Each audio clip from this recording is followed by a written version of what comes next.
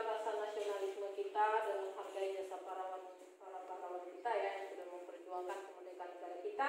Yuk kita sama-sama menyanyikan lagu Bangun Pemudi Pemuda. Sekarang aku minta Aziz ya yang memimpin lagu Bangun Pemudi Pemuda. Yuk silakan Aziz maju ke depan.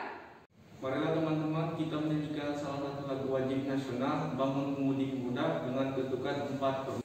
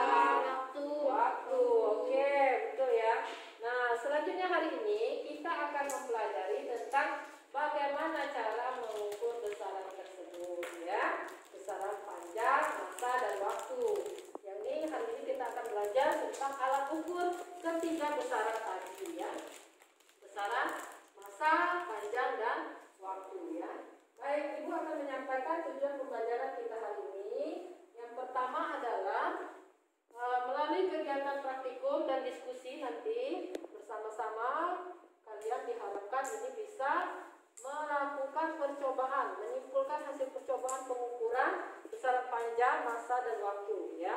Kemudian kalian juga diharapkan mampu ya menyajikan hasil pengukuran besaran panjang, masa dan waktu. Jadi ada 3 besaran yang akan kita ukur hari ini. Ya.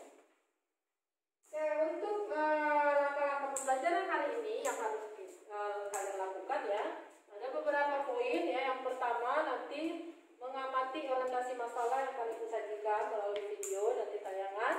Kemudian kita akan bentuk kelompok, nanti kerjanya berkelompok juga. Kemudian menyiapkan alat dan LKPD yang diperlukan. LKPD dan alat sudah disiapkan, nanti kita bagikan.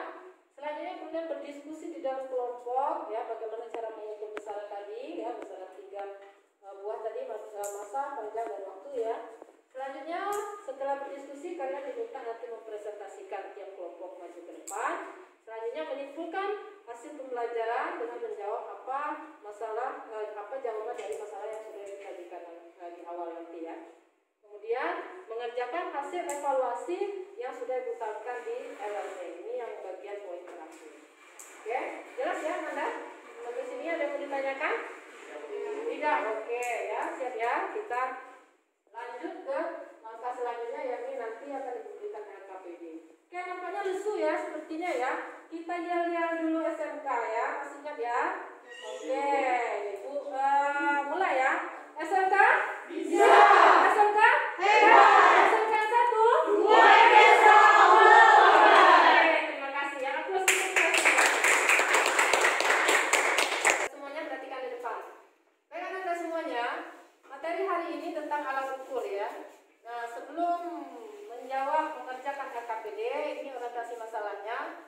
Kita simak sama-sama ya tayangan video ini. Iya, kalian kan jurusan TI ya, teknik informatika. Ini biasanya erat sekali kaitannya dengan yang namanya CD, compact disc ya, tahu ya? Yang pernah lihat ya, compact disc ya. Nah, jadi ketika kita menggunakan CD ini ya, terkadang kita menemukan ya seperti yang dialami oleh teman kita ini ya. Nah, kadang compact disknya atau CD-nya ini tidak pas masuk ke dalam CD-ROM. Ya, nah dia heran kenapa kok bisa ya, nggak bisa nggak masuk ya. Nah, terkadang ada juga yang memang bisa ya.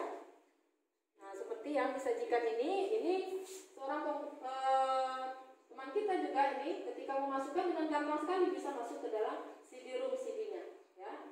Nah, sekarang yang jadi pertanyaan dari 2 video yang ibu tayangkan tadi ya, nah, bagaimana sebenarnya ukuran CD itu ya? Artinya sebuah CD ketika diproduksi dia harus memiliki ukuran yang pas ya, yang tepat agar dia tepat bisa masuk ke dalam CD-ROM. Benar ya?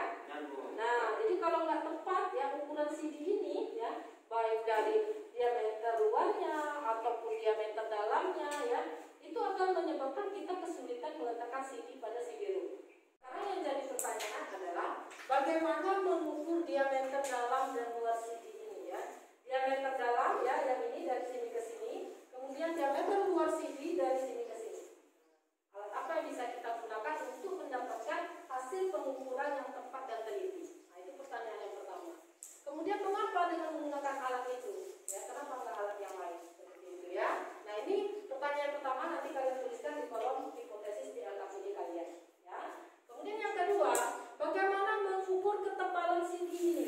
Jadi ketebalan CD ini ya, dari atas ke bawah ini. Ya, ini ketebalannya. Ini kan sangat tipis sekali. Nah, menurut kalian, alat apa yang bisa digunakan untuk mengukur ketebalan ini?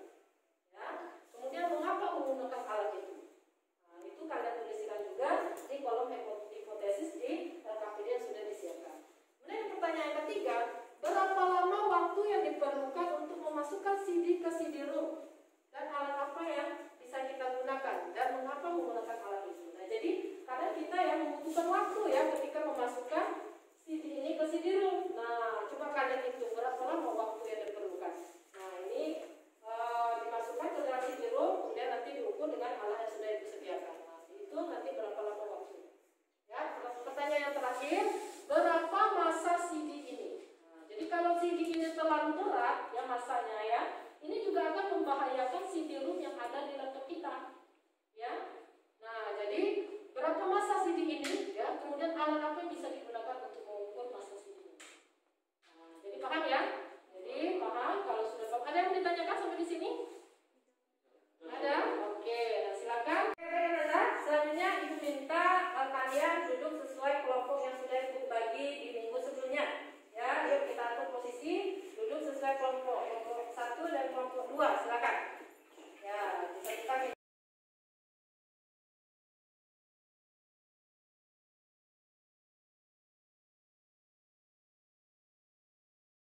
kan Anda semuanya, alhamdulillah sudah di tempat kelompoknya masing-masing. Mana? Coba ibu cek kelompok 1 mana?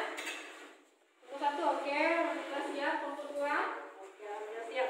Oke, silakan perwakilan kelompok 1 dan kelompok 2 maju ke depan mengambilkan KTP-nya. Oke, kemudian ini alatnya, Nak. Silakan dibawa.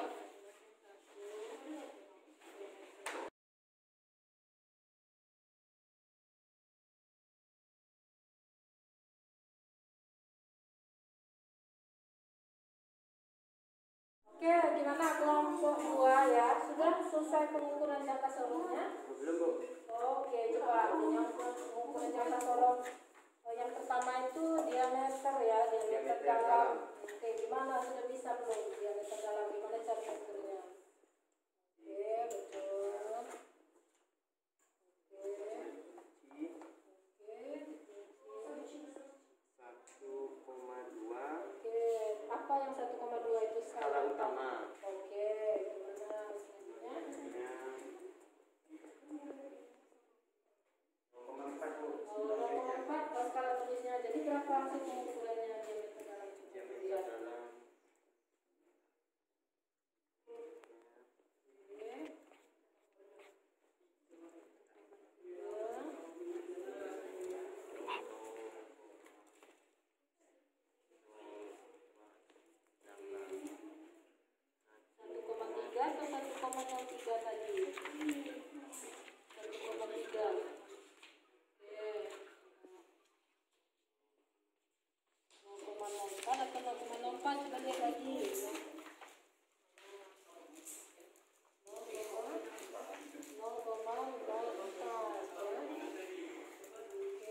Berarti ini 1,03, Bu. 1,3. 0,02 ditambah 1,34. Bagian itulah bagian. Oke, 1 penuh 3 nomor pelurusnya yang kuat. Oke, benar ya, 1,34 cm ya dijadikan. Oke, kalau diameter luarnya gimana caranya? Diameter luar. Gimana meletakkannya? Oke, ininya.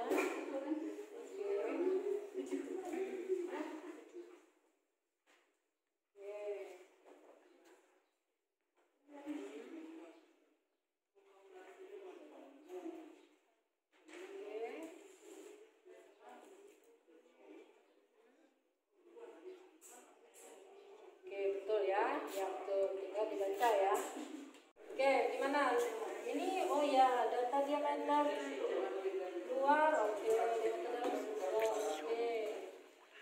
Ketebalan CD, oke, sudah ada datanya. Gimana coba ibu mau lihat? Gimana caranya tadi dapat data ketebalan CD? Gimana caranya? Oke, itu pakai alat apa namanya? Micrometer.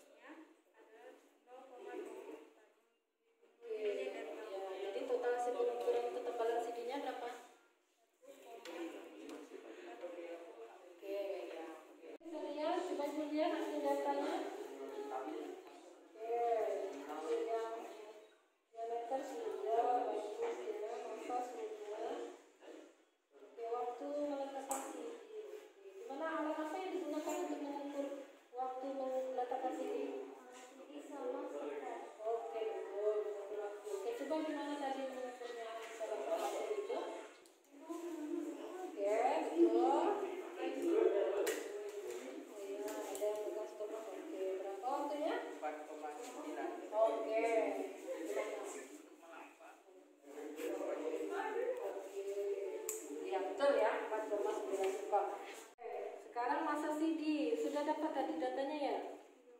Oke, coba ibu lihat gimana tadi bisa dapat hasil data CD-nya segitu? Gimana tadi ukur masa CD-nya? Oke, dapatkan bendanya.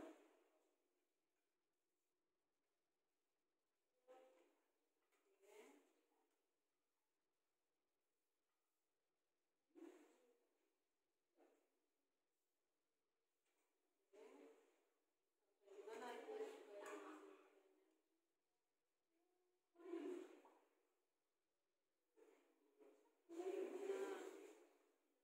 Ini sudah pas ini?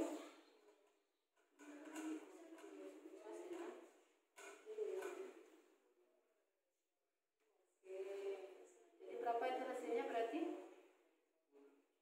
10 ditambah 4, ditambah 6,8. berapa hasilnya berarti 10 ditambah 4? 11,8. Oke, satunya gram ya.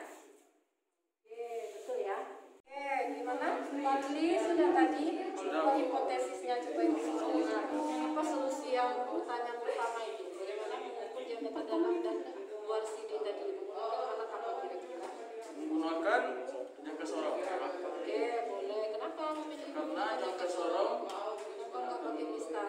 karena jangka sorong memiliki ketelitian 0,1 mm daripada mistar. Assalamualaikum warahmatullahi wabarakatuh. Saya dari kelompok 1 ingin mempresentasikan hasil diskusi dari kelompok kami.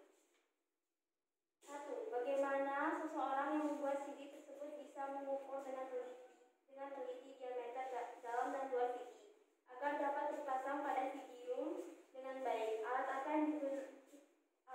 yang sebaiknya kita gunakan? Mengapa?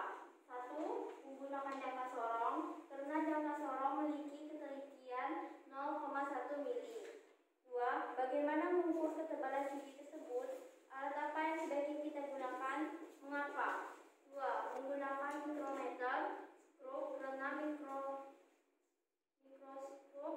memiliki ketelitian 0,01 mm. 3. Berapa lama waktu yang diperlukan untuk memasukkan CD ke CD-ROM? Alat apa yang sebaiknya kita gunakan? Mengapa? 3. 4,8 skon dan alat yang digunakan adalah stopwatch. 4. Berapa masa CD tersebut? Alat apa yang bisa kita gunakan untuk mengukurnya? 4. 22,7 gram. Alat yang digunakan adalah alat neraca OH. Nah, teman-teman, inilah hasil pengukuran dari kelompok kami dengan menggunakan jangka sorong, mikrometer skrup, dan stopwatch.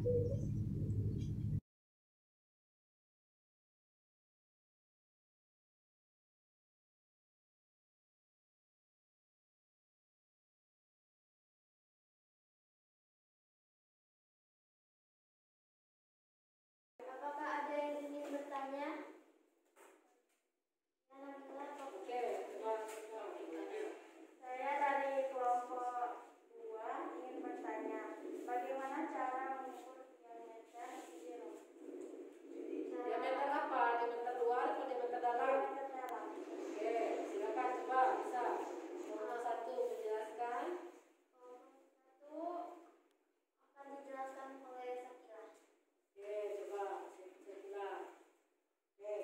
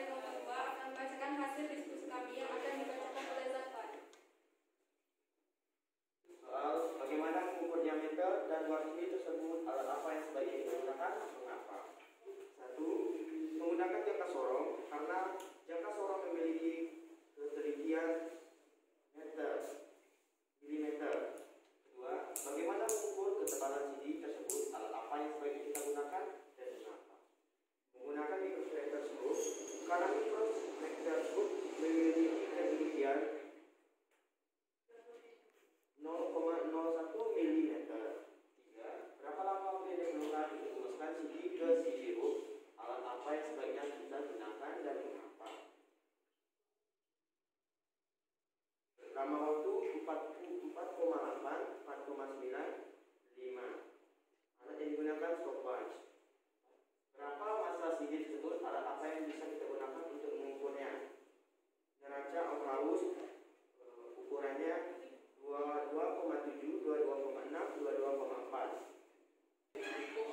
Baiklah, apakah ada yang ingin dipertanyakan? Jika ada, silakan.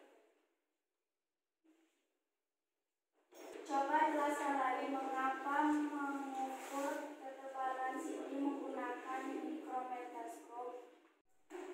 Saya akan mencoba menjawab pertanyaan. Alat untuk mengukur ketebalan CD yaitu dengan menggunakan mikrometerskop. Kenapa mikrometerskop? Karena mikrometerskop memiliki ketelitian 0,01 mm. Jadi sangat cocok untuk mengukur benda yang tipis. Nah, terima kasih. Oke, kita beri aplaus untuk kelompok Ananda. Alat-alatnya dirapikan, ya, diletakkan di tempatnya seperti tadi dibagikan. Kemudian kembalikan ke depan ke meja ibu, ya. Silakan. Ini kelompok berapa yang sudah mengukur ini? Kelompok 1, ya. Oke. Kontak CD-nya tadi masih ada.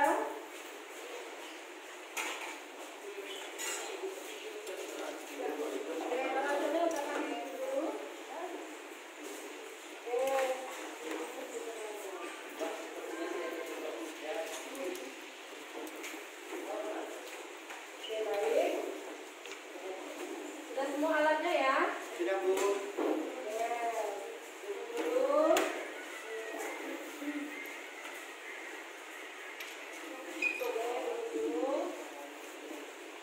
Silakan angkat PD-nya dikumpulkan. Masih ada yang belum mengumpul angkat PD-nya?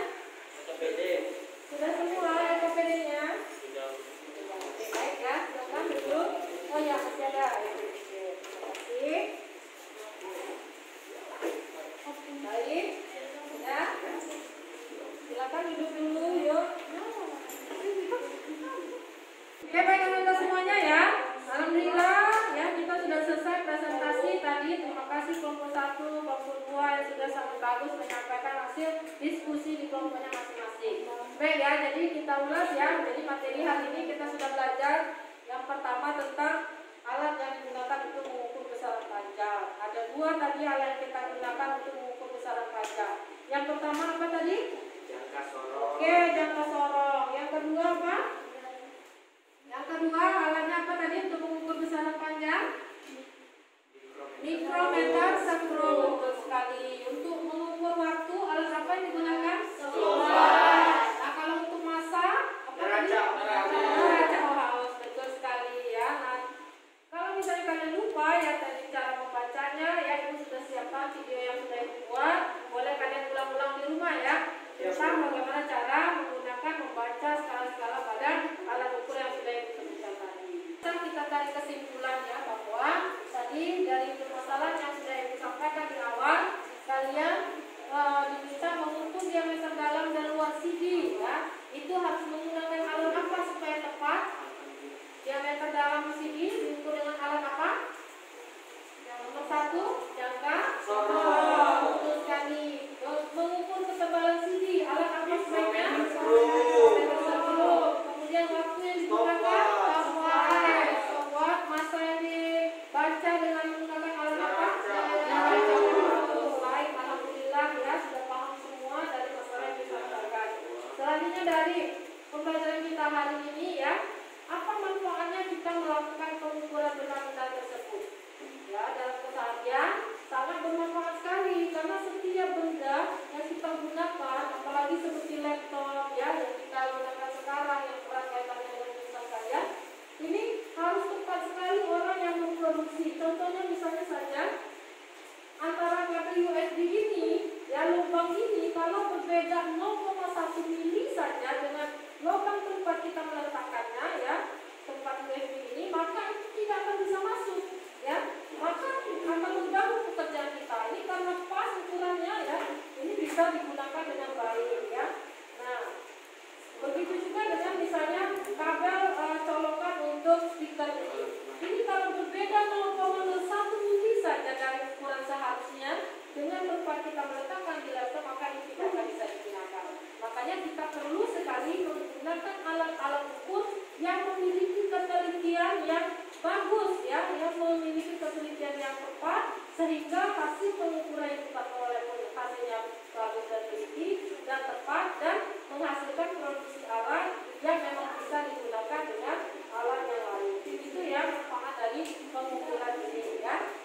Semua alat ya, semua alat ketika kita harus memproduksinya harus diukur dengan tepat, dan mengukur dengan tepat ini pun harus menggunakan alat-alat yang sesuai dan bisa menghasilkan pengukuran yang tepat ya. Oke, baik ya. Nah, sekarang untuk mengetahui hasil pembelajaran kita hari ini, Ibu sudah menyiapkan evaluasi ya untuk pengukuran besaran ini di e-learning kalian. Silakan kalian buka, Ibu beri waktu kurang lebih 10 menit untuk mengerjakan soalnya. Silakan buka dengan akun kalian masing-masing di e-learning sekolah. Ya, Bu. Benar, mau sampai salah ya.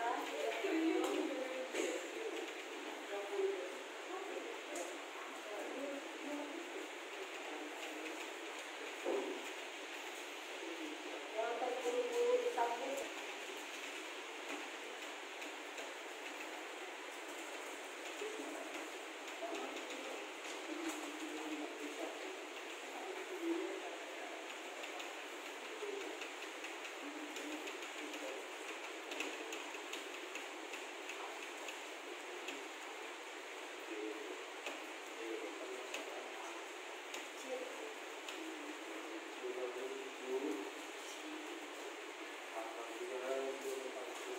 Usahakan dikerjakan sendiri ya, jangan lihat yang semua.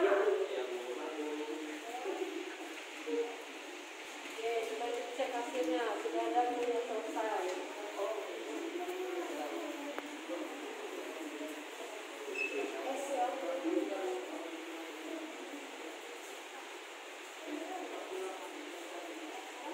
Waktunya masih lama ya, kalau mau terlalu terburu-buru.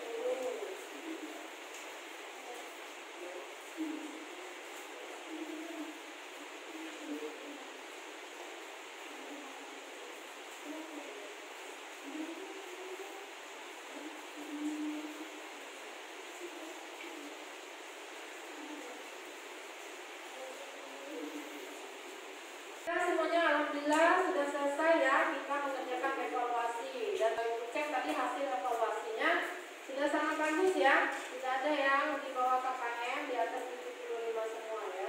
Nah, oke, alhamdulillah pembelajaran kita sudah selesai ya.